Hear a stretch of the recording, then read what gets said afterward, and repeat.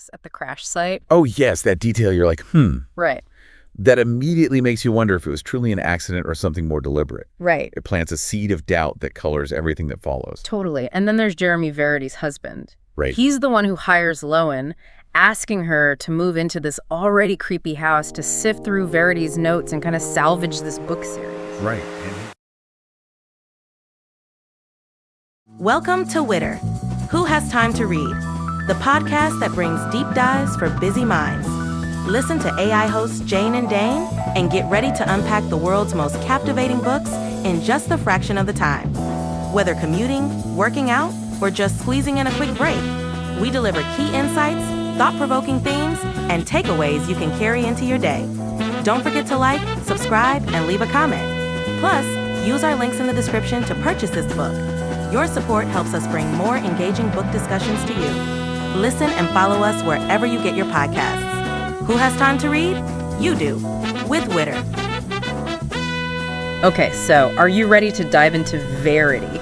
Oh, absolutely. I've been looking forward to this one. Yeah, you guys gave us quite the twisted tale to untangle with this one this week. Colleen Hoover, she knows how to write a psychological thriller. She really does. That keeps you hooked the whole way through. Definitely. And this one is especially clever, I think, because she takes kind of a classic setting, that creepy old house, yes, and really uses it to reflect what's going on inside with the characters. It's true. And it's not just creepy. It's like the house itself becomes a character, right? Yes. We're talking secluded Vermont. Yes, unsettling vibes. More secrets than rooms. Yes. Did you get that haunted house, but not actually haunted kind of feeling? Exactly. And that's what I wrote down. It's a brilliant use of the Gothic tradition. We're not dealing with ghosts here.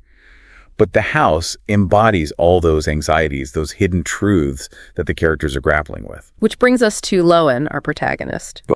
She's a struggling writer in New York, offered a chance to complete this book series by a renowned author who is, shall we say, indisposed. Indisposed might be an understatement.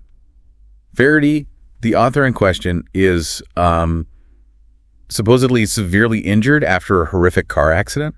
Right, and that's where the mystery really starts to simmer, I think, because the accident itself, even just like the description of it, is shrouded in these unsettling details. Right. Do you remember when it's mentioned that there are no skid marks at the crash site? Oh, yes, that detail. You're like, Right. That immediately makes you wonder if it was truly an accident or something more deliberate. Right. It plants a seed of doubt that colors everything that follows. Totally. And then there's Jeremy Verity's husband. Right. He's the one who hires Lowen, asking her to move into this already creepy house to sift through Verity's notes and kind of salvage this book series. Right. And his grief over Verity's condition and the earlier loss of their daughters is palpable. But there's also this undercurrent of desperation and need to cling to anything that reminds him of his wife. And that makes Lowen's arrival even more complicated, right? Yeah. Because she's vulnerable, she's dealing with her own grief after her mother's death. Do you remember that line where she admits she came to New York to hide? Yes. It speaks volumes about her state of mind.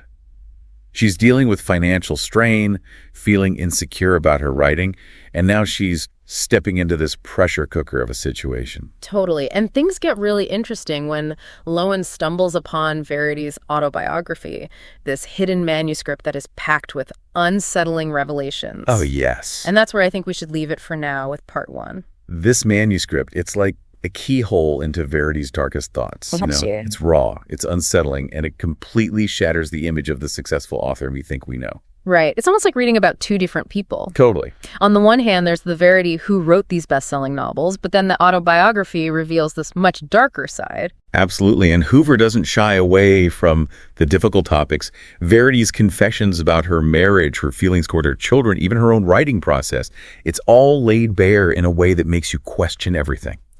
Yeah, and you brought up the parallels between Lowen and Verity earlier. Yes. Now that we're kind of deep into the secrets of this manuscript, did you get a stronger sense of that two sides of the same coin idea? Oh, definitely. Think about it. Both Lowen and Verity are writers, both struggling with insecurity and a deep desire for validation. They're drawn to the same man, seeking his approval, his gaze. It's like they're both trying to fill a void in their own lives, but are using Jeremy as the answer. Yeah. And that makes his character all the more intriguing, don't you think? Absolutely. Jeremy is the enigma at the heart of this story. He's this grieving husband, a single father doing his best. Yet there's this undeniable magnetism about him that both Lowen and Verity are drawn to. Right, and he's caught between these two women, each representing different aspects of his life. The grief of the past with Verity, and then the possibility of a future with Lowen. What did you make of his reaction to finding out that Lowen had read Verity's manuscript? Oh, it was fascinating, wasn't it? Yeah. He went from being angry and protective of his wife to suddenly very interested in Lowen's interpretation of Verity's words.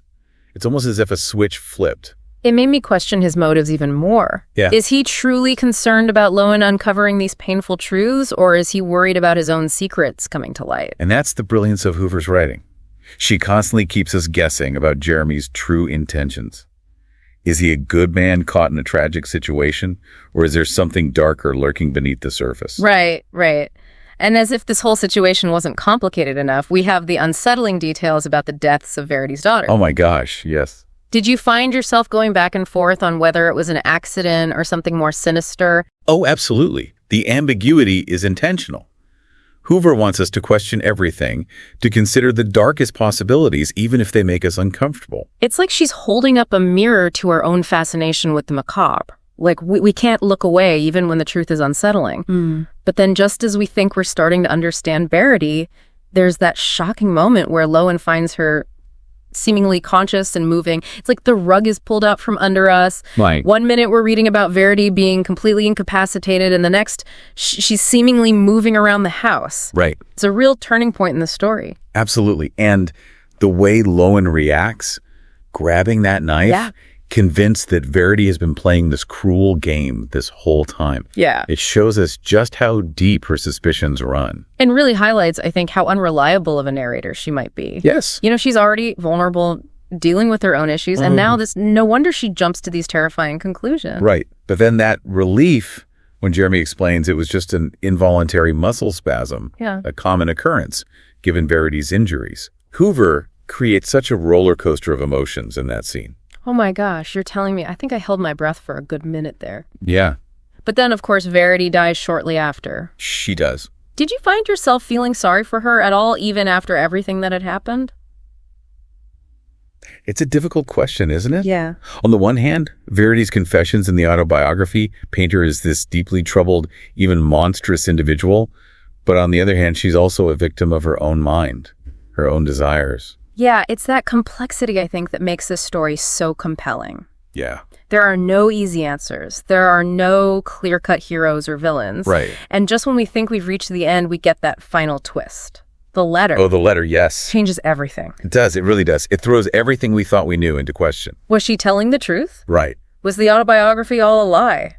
Right. Was this letter just another manipulation, a way to control the narrative, even in death? Exactly. It's like she leaves us with more questions than answers. She does. It forces us to confront the idea that sometimes the most unsettling truths are the ones that we tell ourselves. That's right. So after this depth dive into Verity, after all the twists and turns and the unreliable narrators and shocking revelations, what are we left with? What do you think? Yeah, it really makes you think. Do we believe everything we read, or are some truths better left buried? We'll leave you with that thought-provoking question. Until next time on The Deep Dive, happy reading.